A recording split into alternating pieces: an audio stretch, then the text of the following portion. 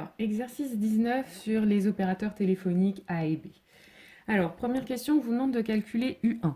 U1, c'est la matrice A1, B1. Donc là, pour l'instant, A1, B1, vous pouvez les calculer qu'avec les formules qu'on vous donne. Donc c'est 0,7 fois 0, plus 0,2 fois B0, plus 60, et 0,1 à 0, plus 0,6 B0, plus 70. A0 et B0 valent 300 tous les deux, donc on remplace et on trouve 330, 280. Deuxième question, on vous demande de vérifier que pour tout entier naturel, un plus 1 est égal à m fois un plus p. Donc on calcule m fois un plus p. Donc, la matrice M, on vous la donne. Un, c'est ANBN, et puis P, c'est 60-70. Donc, vous faites le produit de ces deux matrices, puis vous ajoutez cette matrice-là. On retombe exactement sur les formules qu'on nous donne pour AN plus 1, BN plus 1. Donc, on obtient bien ici la matrice UN plus 1. Donc, on a démontré ce qu'on voulait. Ensuite, on vous donne donc on vous dit qu'on note I, la matrice identité, et on vous demande de calculer I moins M fois la matrice suivante. Et si vous calculez, même chose, je ne fais pas le détail du calcul, mais ça donne l'identité.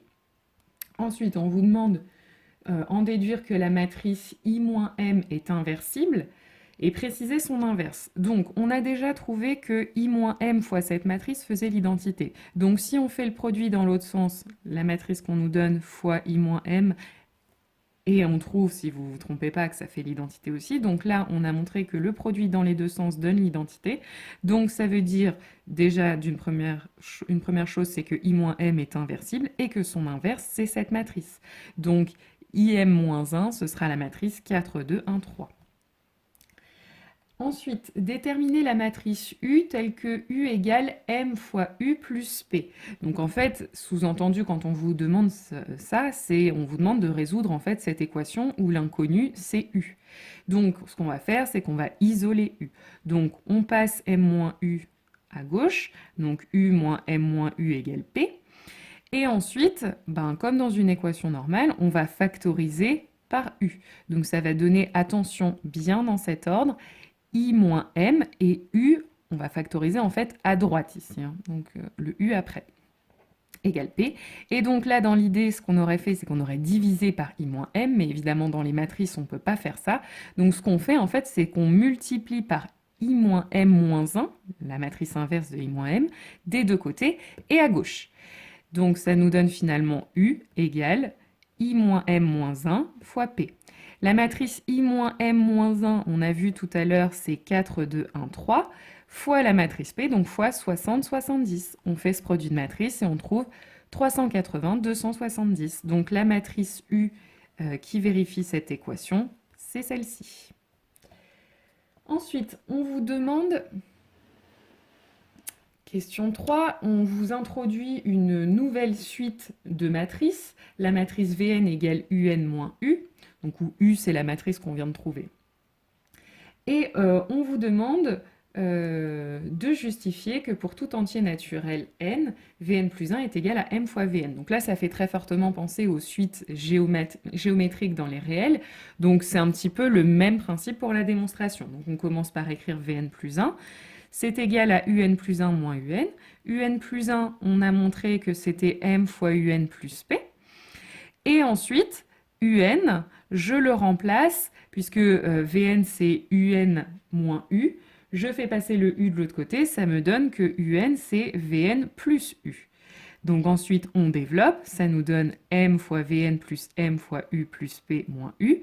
Et puis, on a vu que tout à l'heure, dans la question petit c, que mu plus p était égal à u. Donc quand on fait la soustraction des deux, ça s'annule, et donc il va nous rester seulement m fois Vn. Ensuite, on vous demande en déduire que pour tout entier naturel n, Vn est égal à m puissance n fois V0. Donc là, c'est la classique récurrence qu'on fait depuis le début de ce chapitre. Donc d'abord l'initialisation, on le montre pour n égale 0, donc m puissance 0 fois V0. m puissance 0, c'est en fait l'identité. Et l'identité fois V0, ça fait V0. Donc on a bien montré que m puissance 0 fois V0 était égal à V0. Maintenant l'hérédité, supposons que pour un entier naturel K, on a Vk qui est égal à m puissance k fois V0. On veut le montrer pour k plus 1. Donc, Pour passer de VK à VK plus 1, on vient de voir qu'il faut multiplier par M, donc on multiplie par M des deux côtés. Donc M fois VK donne VK plus 1, et puis M fois M à la puissance K donne M à la puissance K plus 1, fois fait 0, donc on a bien ce qu'on voulait. Conclusion, pour tout n, Vn est égal à M puissance n fois V0. Ensuite, question 4. On admet que pour tout entier naturel, Vn, voilà, on vous donne la matrice à laquelle elle est égale, et on vous demande pour tout entier naturel, exprimer un en fonction de n, puis en déduire la limite de an. Donc un, on a vu que c'était Vn plus u, donc en fait la matrice qu'on vous donne, vous lui ajoutez juste u, où u, je vous rappelle que c'est la matrice 380, 270. Donc finalement, il y a juste à ajouter 380 et ajouter 270 à la matrice qu'on vous donne. Et puis an, on sait que c'est le premier coefficient de la matrice un, donc an, le voilà.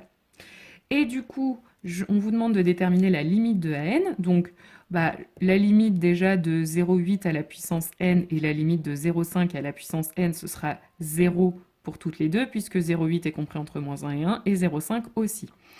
Et ensuite, quand vous multipliez par les constantes, ça va quand même faire 0. Et puis quand vous allez ajouter 0, moins 0, plus 380, ça va vous donner 380. Voilà pour la limite de n. Et donc on vous demande d'estimer le nombre d'abonnés de l'opérateur A à long terme.